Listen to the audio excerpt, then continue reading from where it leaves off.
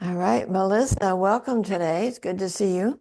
Hi, everybody. Kathy and Catherine Hello. and Kelly. Hi. Hi. Well, I have a really interesting topic today. I picked up a book that I've had for a really long time. I might have actually even read it already. It is called A New Earth by Eckhart Tolle.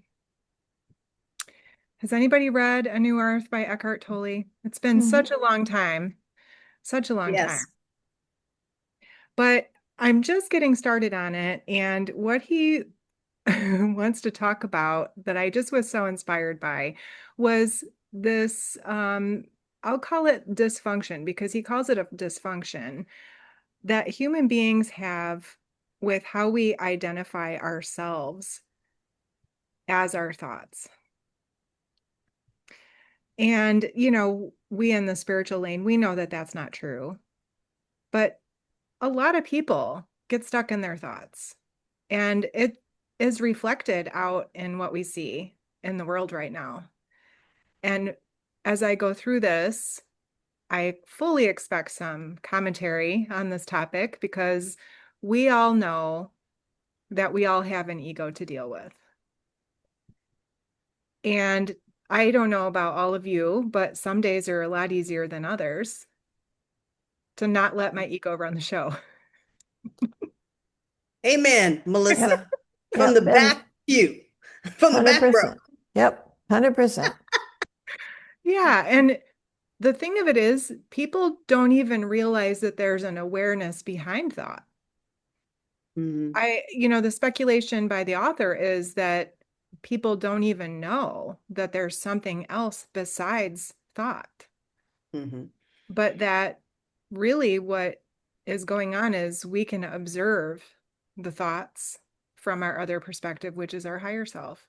mhm, There's a part of us that can just watch it and is aware that the ego is thinking or the brain is thinking. Um, but many people become really connected to the thoughts that they have in their head. And all of us do this. We all were this way at some point, I would have to say. Seems reasonable, right? Most of the people aren't observing their thoughts, they are completely identified with them. Now, if I were having a rough moment right now and I was completely identified with the kind of thoughts that like to float through, that can be a very unpleasant experience. And of course, as I was reading through this book, I was, really connecting the dots for how hypnotherapy and spiritual work really helps people get out of the stream of thought. And the ones that we see in hypnosis are the ones that are ready to work through whatever thought stream they've been dealing with for a while, right? They're ready. There's a lot of people out there who aren't ready yet. Mhm. But we've normalized in the modern culture this chronic mental noise. People don't even know there's something beyond it. People need to be stimulated all the time. I don't know. I teach for a local community college, and if the students have the phone on their desk, if there's a buzz, the phone is looked at. It doesn't matter what is going on in the classroom. It's like a Pavlov response. Mhm. If they got a buzz on their phone, they have to look and see what it is. They can't put it away long enough to ignore it or, there's a problem with this. Everything in our society is pretty much wired for us to have this constant stimulation and, pinging around. The focus is hard to find out there. People are doom scrolling.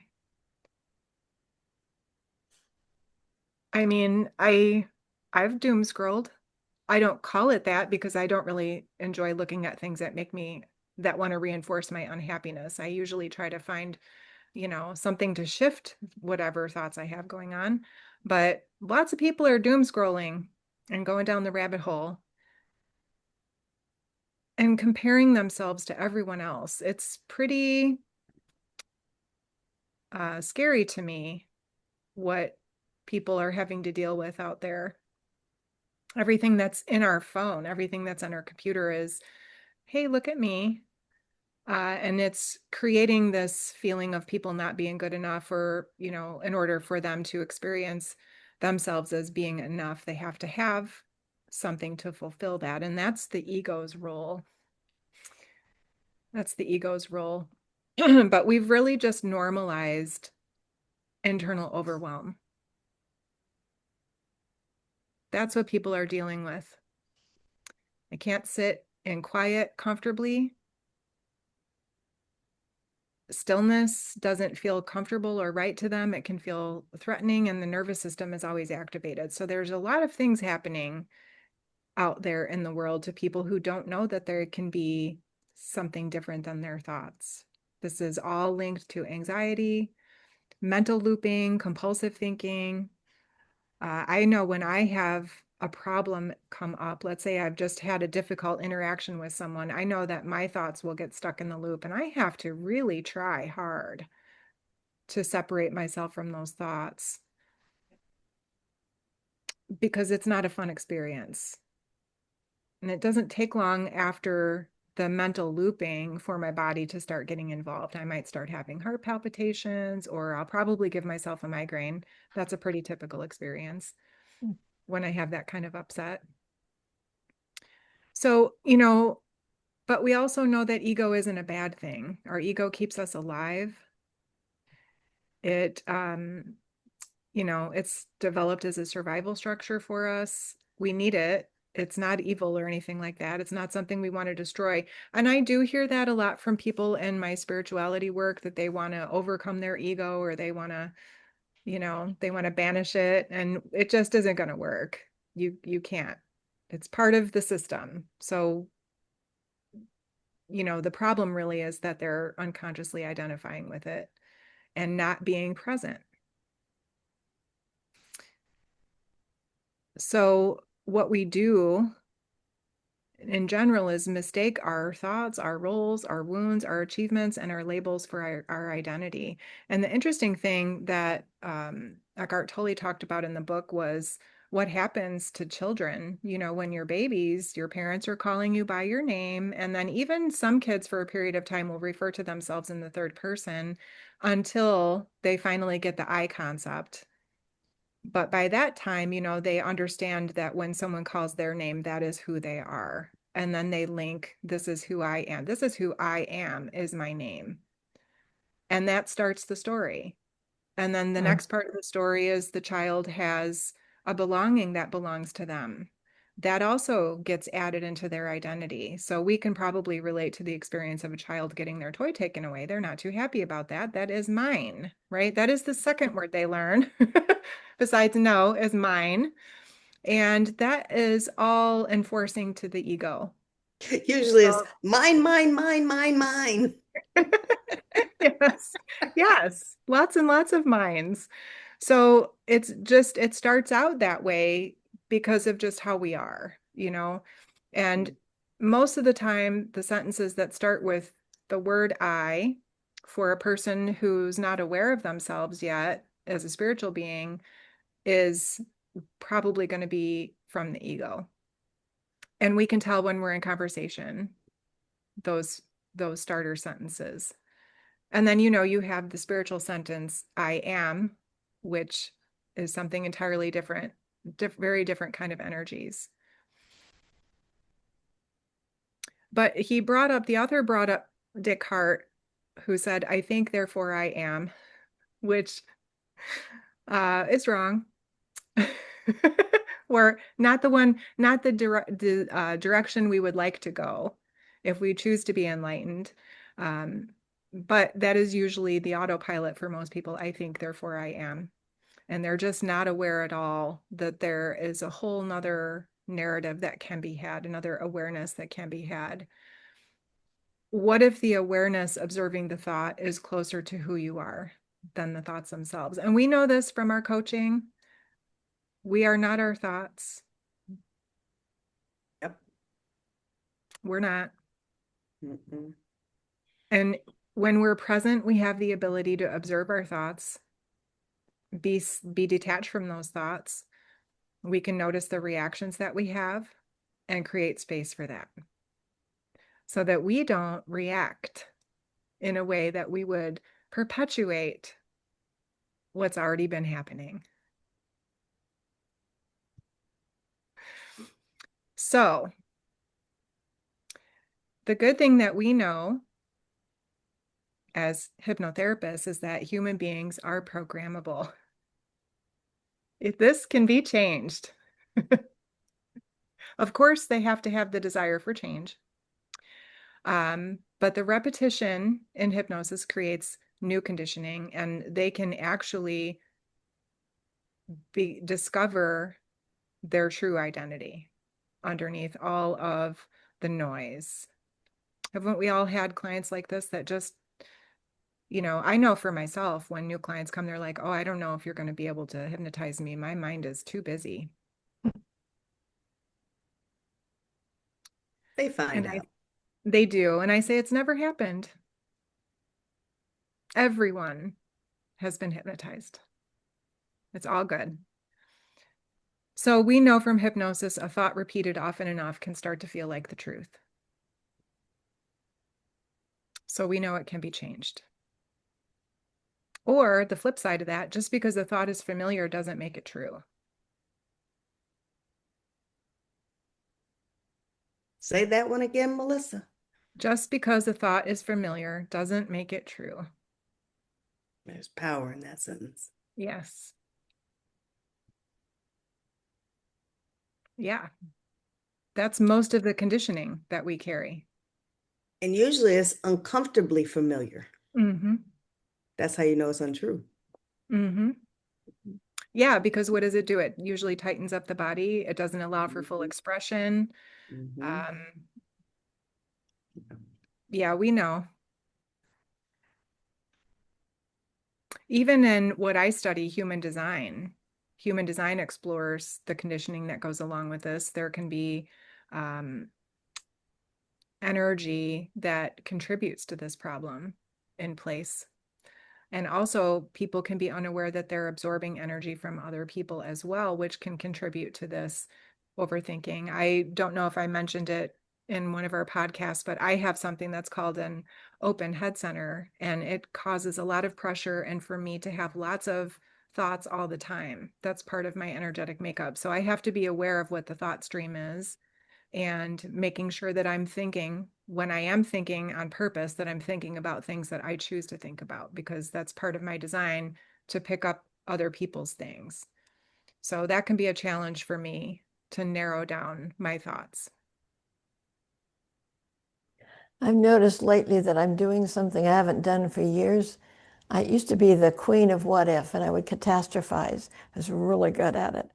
And I notice I've been doing that lately, and I think, oh, wait a minute. I catch myself and I think, oh, and I label it. And as soon as I label it, and then I'm curious about why I would do that after all these years, and then I can set it aside.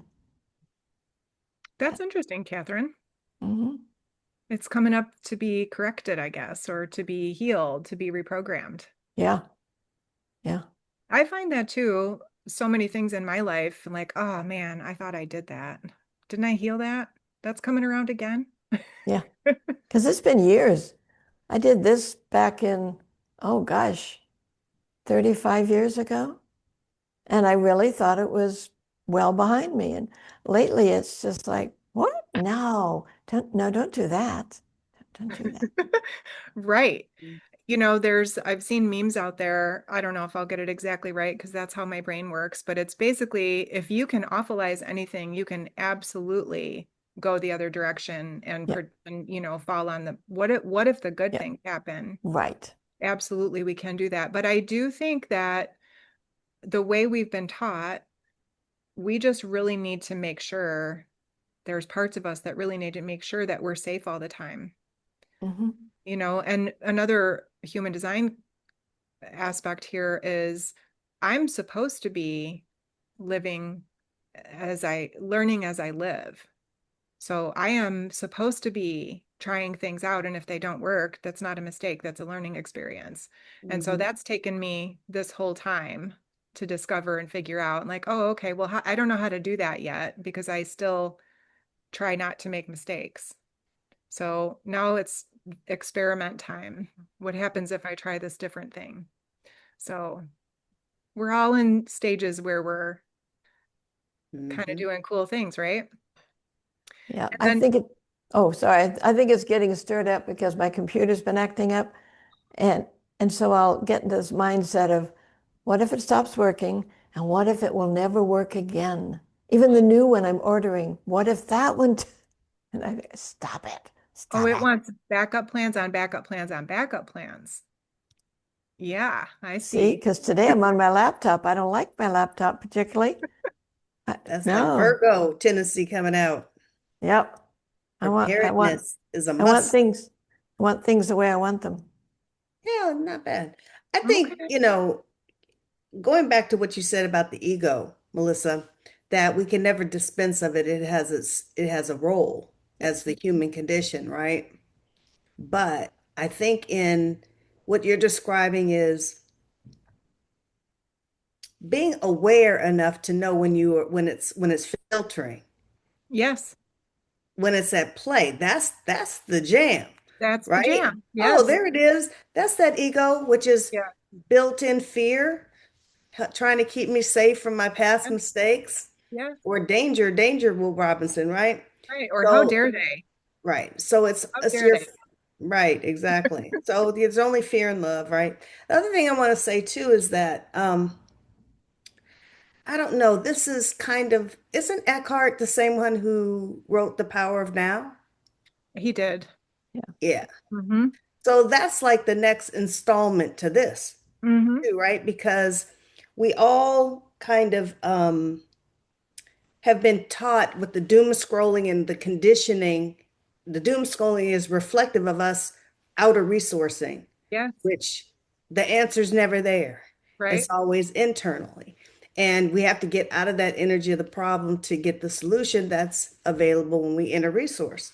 And you can Mm-hmm. only do that in your now moments. You create from your now moments. So this Yeah. is very good. This is all good. Yeah. And Mindful experience. the deck is stacked against us because It is. the advertising agencies and this culture Mhm. knows exactly how to get your ego to participate because the ego is hungry for want and desire, but it's not happy for long because it's looking for identity with the thing you get, whatever you collect, the ego wants it because it's part of your identity then. And so, but that doesn't fulfill the identity. So then it has to go to the next thing. So the way that our culture teaches us more things, more money, more beauty, more everything equals fulfillment. And I think we've all found out ourselves and have lots of clients who understand that that's not true. Fulfillment Mhm. comes from learning about your inner self and connecting to your inner self. And our So, ego also wants to know, and it fills in the blanks. It yeah, seeks to fill in the blanks. It's not comfortable with the process yeah, when life, 90% of it is the process. yeah. Yeah, And if somebody doesn't know who they are on the inside, they become easier to influence externally yeah. for sure. They don't know where to go. They don't know where to go. So it looks to me like when we look out into the collective, this is, the collective nervous system is overloaded with everybody having these experiences. We are starting to change it. Um, but there's some easy, really simple ways to interrupt that ego pattern. One of them is what you said, Kelly, just become aware. I find myself laughing, just be like, oh, there I go, and laugh a little bit. That's a good pattern interrupt for me. Another really good pattern interrupt when I'm really feeling upset about something and I'm in my ego self is the EFT tapping is great to shift anything. Yeah. But observation of self, sitting in yourself in the present moment and watching the thoughts go by and detaching from it a little bit. So there's the breath is a really easy way to help yourself observe. So it's just about that awareness and observation if anybody wants to get started on being able to change that. You know, because I'm thinking even that's an evolution to get to that place that you're describing. You know, isn't it though? Most people don't even feel like they have any control over their thoughts to begin with. Right, but we know they do. They just have to be taught how. Yeah, sometimes it's a wonder any of us can carve out any happiness in life. Ooh, that's a deep, dark thought, isn't it? I said that out loud. I was going to say, wait a minute. I start most days with comedy on YouTube. It makes everything better. Mhm. Just watch my This favorite is true, comedian. right? Yeah. Yeah. Laughter is the best medicine. It does change your vibration. Yeah. And stay away from the news. Oh, I saw a video this morning. It was just a little compilation of babies laughing. Aw. That's the best. That's Oh, how that do you not belly feel laugh. good? Yeah, Oh, just those silly gummy, stuff. drooly smiles. Oh, adorable. Yeah, it just lifted my spirits. Mhm. It Little lifted all things. of ours, just you telling us about it. See? Mhm. We've all enjoyed baby laughter. Doesn't matter whose baby that is. Mhm. That's right. That's That's right. true. That'll take you out of your ego for a little while. It will. Mm-hmm. Yep. Yeah, so no judgment, no shade to anybody out there. We all are born in a body with an ego in it, and we've been trained how to be, and the people that are ready to shift out of that, hypnosis is definitely a great tool to use for that. There's other tools to use to get yourself out of that thought loop, but when you're ready, it can be done. You are not your thoughts. You're something different than that. That is so Amen. true. Hopefully that'll give everybody a little something to think about. Mhm. I think Look so. at those Thanks for baby that. videos. Yep. Look up baby videos on YouTube, on Facebook, wherever you are. Find those babies laughing. It was the best way. It's right up there now with finding my favorite comedians. If you just need a quick fix, just 90 seconds of baby laughter, it'll do it. Sounds great.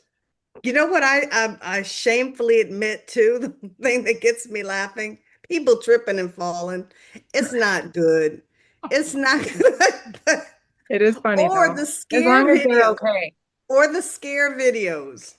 Oh, Those mhm. are, have you ever seen Oh, those, Catherine? yes, yes, those are People scary. getting Those are funny. scared. Oh man. Yep. Yeah. Those To good. each their Highly own. recommend that. Better than Okay. the fall videos. All right. To check that out.